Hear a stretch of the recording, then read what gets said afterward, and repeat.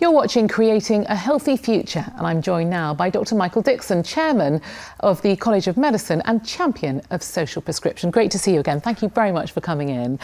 The good news is social prescription seems to be gaining some traction. Do you feel that the government are finally taking it seriously? Oh, yeah, they're taking it very seriously. The recent strategy on social isolation produced by the government has an aspiration of social prescription being universal by 2023. That's great progress, and we even have the Secretary of State saying that he wants it to be universally available, which from where we met a year or so ago, Natasha, is absolutely extraordinary. And they're putting their money where their mouth is, aren't they, with the promise of £4.5 million worth of investment. That presumably makes a big difference. Makes a big difference, and that promise is now actually going into action with the various sites already decided, and my own hope is that we may even see more in future. Social prescription covers such a wide area though, doesn't it? Where will that money be prioritised? I think in two particular areas. One is the link workers, who are so necessary to make a relationship with patients and really get under their skin, understand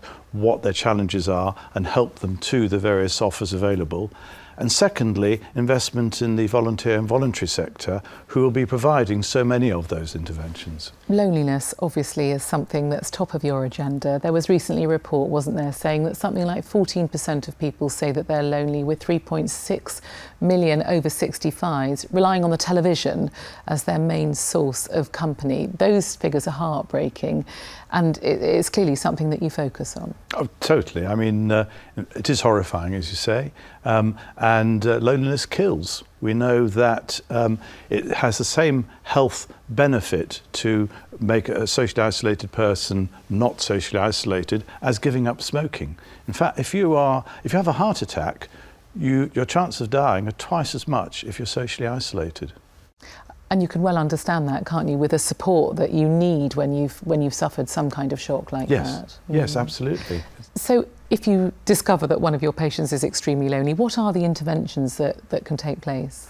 They're almost an endless number. In my own surgery, we have knit and natter groups, which have men and women, and bring them together, especially the isolated elderly. But sort of every social intervention is relevant, you know, from our gardening groups to our exercise groups to yoga, tai chi, singing, reading, dancing, acting.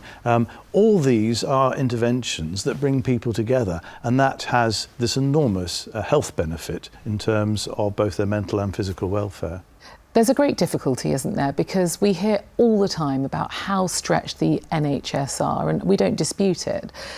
Nevertheless, you're firefighting on every front, as it were. How can you focus? Where do you have the time to focus on these slightly softer issues? It's a really good question. I mean, I was an emergency doctor yesterday with another, and we had 120 same-day requests, many translating into consultations and some into visits.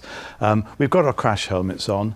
The only way we're going to be able to do this is by taking this whole field seriously, and that really means an investment in time and resources, giving us headroom to stop only being able to do the 10-minute consultation, trying to care and cure patients coming in, and have a headroom to go outside into our communities and make a real difference in terms of their health and welfare, and help them to self-care, and not simply, as you say, be spending all our time trying to, if you like, repair the damage that's been created beforehand. And finally, social prescribing takes time. What needs to happen in the broader community to facilitate that? We need to make people aware. We need to make doctors, perhaps less medical, see that we don't just have to give pills and potions, that actually there are all these other things that can be offered. And we need to have the infrastructure in the community which will provide that, the volunteer various offers and the voluntary organisations that can provide the various facilities that the link workers offer. And then we need the link workers themselves who have the time, which I no longer have. Well, we certainly look forward to following your progress. Dr. Dixon, thank you very much indeed. Thank you, Natasha.